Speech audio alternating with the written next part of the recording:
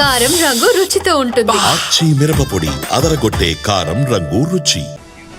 CM Revanth Reddy అధ్యక్షతన సమావేశమైన తెలంగాణ మంత్రివర్గం ఉద్యోగుల డిమాండ్లపై ప్రధానంగా చర్చించింది. 5.5 గంటల పాటు జరిగిన సమావేశంలో ఉద్యోగుల సమస్యలపై అధికారుల కమిటీ ఇచ్చిన నివేదిక, డిఏ, ఆరోగ్య భద్రత, పెండింగ్ బిల్లుల కార్యాచరణపై చర్చించినట్టుగా చెప్పారు డిప్యూటీ సీఎం భట్టి విక్రమార్క.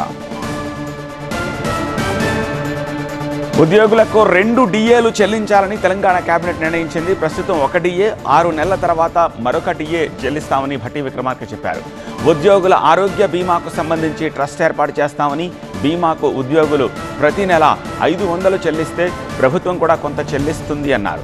ఉద్యోగులు ప్రభుత్వం చెల్లించే డబ్బులను ట్రస్ట్లో జమ చేస్తామని, ఉద్యోగులకు ఏమైనా ఆరోగ్య సమస్యలు వస్తే ఆ ట్రస్ట్ ద్వారా డబ్బులు చెల్లిస్తామని చెప్పారు. ఉద్యోగులకు సంబంధించిన బిల్లుల పెండింగ్ బకాయిలను నెలకు 700 కోట్లకు తగ్గకుండా చెల్లిస్తామని, పెండింగ్ బకాయిలను నెలల వారీగా క్లియర్ చేస్తామని ప్రకటించారు భట్టి విక్రమార్క. అలాగే రిటైర్ అయిన ఉద్యోగులకు పదవీ కాలం పొడిగింపు ఉండదని ఉద్యోగుల వినతి మేరకు ఈ నిర్ణయం తీసుకుంటున్నట్టుగా చెప్పారు భట్టి విక్రమార్క.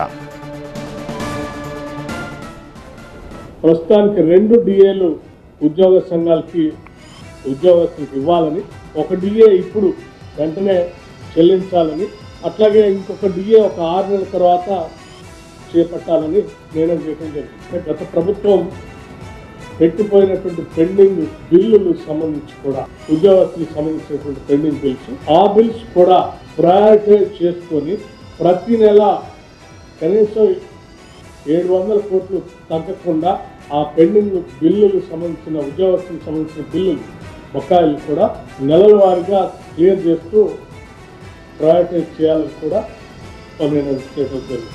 ఉద్యోగస్తులు రిటైర్ అయినటువంటి వాళ్ళు మళ్ళీ తిరిగి రిక్రూట్మెంట్ చేయకుండా నిర్ణయం తీసుకోవాలని చెప్పింది ప్రభుత్వం.